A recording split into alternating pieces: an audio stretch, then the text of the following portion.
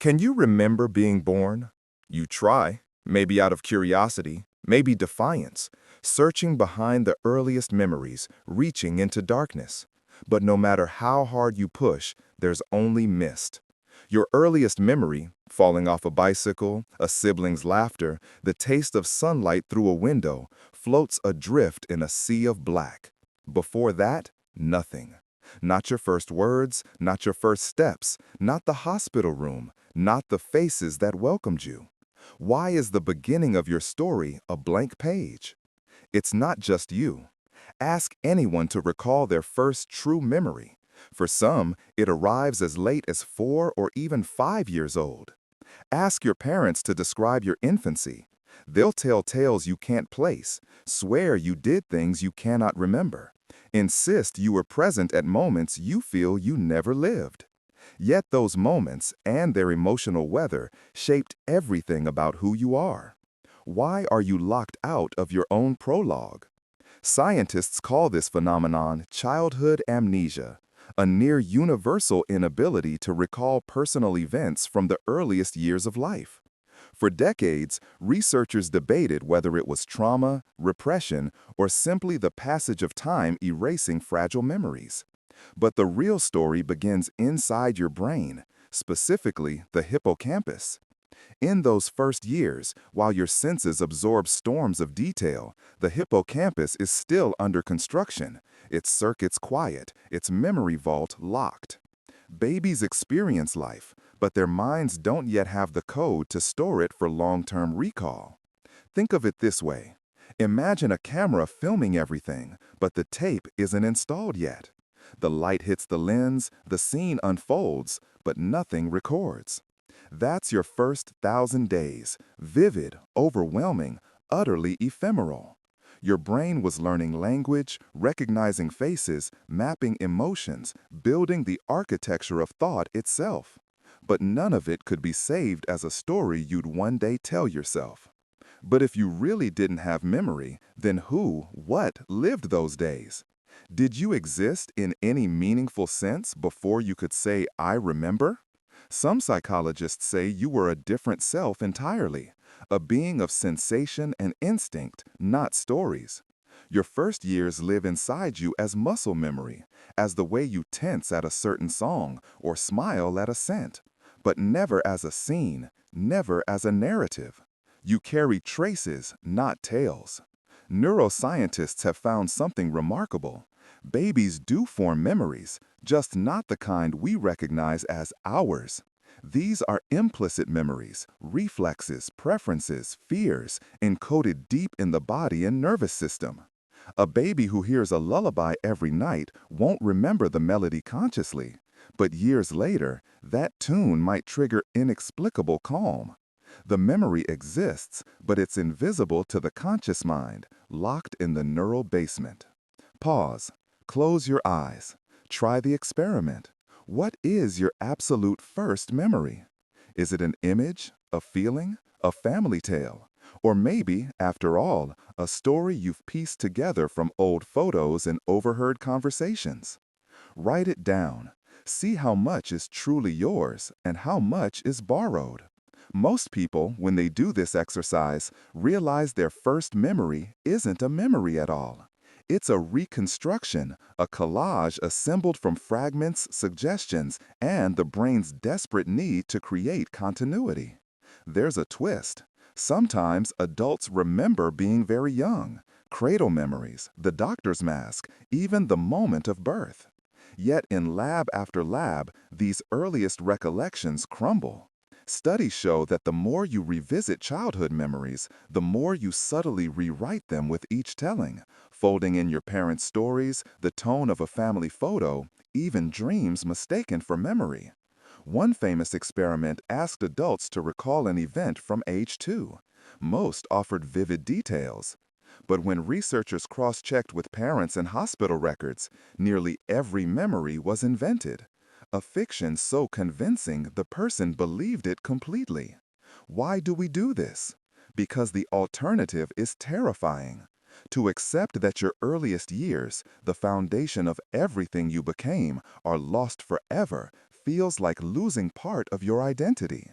So the brain fills the void. It stitches together scraps, borrows from stories told around the dinner table, takes cues from photographs, and presents the result as truth. And you believe it because you need to. All over the world, families weave legends to fill these gaps. Baby albums, birth stories retold each year, rituals to anchor who you were before you could speak for yourself. In some cultures, children are given memory anchors, specific objects, songs, or places deliberately tied to early experiences. So even if the memory itself vanishes, the feeling remains. Maybe that's why the blankness behind your first memory feels so haunted. Because everyone is trying, together, to light a candle at the edge of the dark. So, are you the child that never really was? Or are you the storyteller, looking back, stitching shadows into something that feels like you? What if you're both, and neither? What if you're not a single, unbroken thread running from birth to now, but a series of selves, each emerging as memory allowed, each convinced they've always existed? What if, before you became a memory maker, you were simply alive, feeling, learning, waiting, for the spark of selfhood to flicker in the darkness, to mark the true beginning of your story? And what if that spark, when it finally came, didn't create you? It just illuminated what was already there, waiting in silence. And if your story doesn't start at birth, where does it start? And who, really, were you before you could remember being you? The infant who couldn't speak your name, was that you? Or just the raw material from which you'd one day be built? These aren't abstract questions. They shape how you see yourself. If your identity begins with memory, then every forgotten moment is a piece of you lost. But if you existed fully, even in silence, even without recall, then maybe the void isn't emptiness. Maybe it's just the part of your story told in a language you've since forgotten. But if you don't remember your birth, your first breath, your first year, did you exist? This isn't wordplay. It's the philosophical fault line running beneath your entire sense of self. Because if identity is memory, and memory begins at 3 or 4, then who or what lived in your body before that? Was it you, or just a precursor, a rough draft waiting for consciousness to edit it into the final version? Neuroscience offers a strangely unsettling answer. You were there, fully alive, but you weren't yet you. Your brain was forming at breakneck speed, 100,000 new neural connections per second, sculpting pathways for language, emotion, and thought. You were learning, adapting, surviving. But the part of the brain that converts experience into retrievable narrative, the hippocampus and its partners in the prefrontal cortex, hadn't finished wiring. You were recording sensations, not stories. Think of it as the difference between feeling thunder and being able to say, "I remember the storm." The infant felt everything, maybe even more intensely than you do now, without filters, without context to dull the edges. But none of it could be encoded as an episode you'd replay in your mind years later. The memory wasn't lost, it was never made. But here's where it gets strange. Those experiences didn't vanish. They're inside you, encoded in ways you don't recognize. Your body remembers. The way you flinch at certain sounds, the irrational comfort of a specific texture, the unease you feel in certain rooms.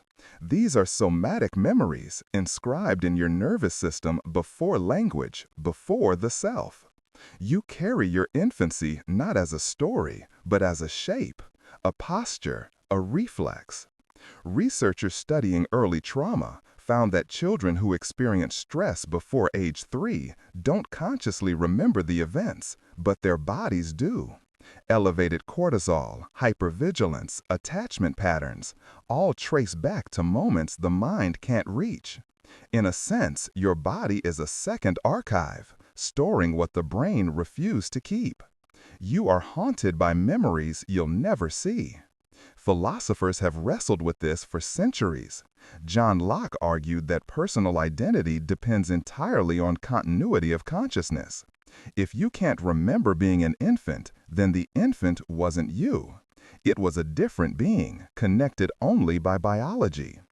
Derek Parfit took this further. He suggested we're not one continuous self, but a chain of overlapping selves, each inheriting traces from the last.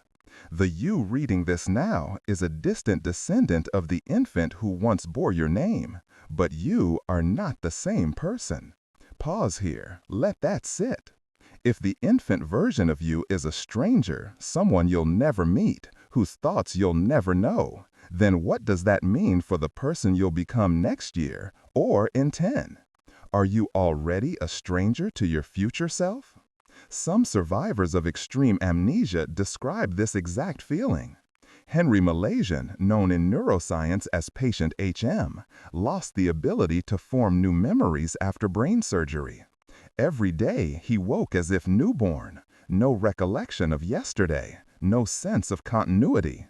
And yet he retained skills, habits, preferences. He existed, but not as a story. His identity fractured into the person he remembered being before the surgery, and the body that kept living after, learning things he'd never consciously recall. Are you so different? You don't remember your first 3 years, yet they shaped your attachment style, your baseline for safety, even the cadence of your inner voice. You were sculpted by experiences you'll never access. In that sense, you are a mystery to yourself, your deepest foundations invisible, unreachable. Different cultures handle this void in different ways. In some indigenous traditions, the years before memory are considered sacred, a time when the child is still close to the spirit world, not yet fully tethered to this one. The absence of memory isn't a loss, it's proof of a liminal state, a threshold crossed but never recalled. In Western psychology, we try to reconstruct it, therapy, regression, hypnosis, as if the memories are buried treasure waiting to be dug up. But what if they're not buried? What if they were never coins in the first place, just shifting sand? Here's the experiment you can try tonight. Ask your parents, your older siblings, anyone who knew you as an infant. Ask them to describe you. Not what you did, but who you were. Were you fearful or fearless? Curious or cautious? Then compare that description to who you are now. Do you recognize yourself? Or does it feel like they're describing a stranger? Most people find a strange split. Some traits endure, others vanish completely. The thread is thinner than we like to believe. You are continuous with your infant self in body and biology, but in consciousness, in narrative, you might as well be different people. And that raises the ultimate question. If you can't remember being born, and the person you were then is inaccessible, unknowable, then when did you actually begin? Some say it's the first moment of self-recognition, the day you looked in a mirror and understood the reflection was you. Others say it's the first time you lied, or felt guilt, or realized other people had thoughts you couldn't see. Maybe it's the first memory you can still recall, that fragile anchor in the dark. Maybe identity doesn't start at birth. Maybe it starts the moment you become capable of asking, "Who am I?" And if that's true, then everything before that moment, the blank years, the forgotten days, they're not part of your story. They're the prologue someone else lived in a body that would one day become yours. But here's the paradox. If you don't remember those years, yet they shaped you completely, then maybe memory isn't the foundation of identity after all. Maybe you are not what you remember. Maybe you are what you became, because of things you'll never recall. The void behind your first memory isn't emptiness.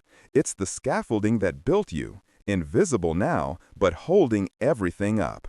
So no, you can't remember being born, but you're still living the consequences every single day. The person you are now is the answer to a question you'll never fully understand. Who were you before you could remember being you? And maybe that's the deepest truth. You are not your memories. You are what happened next.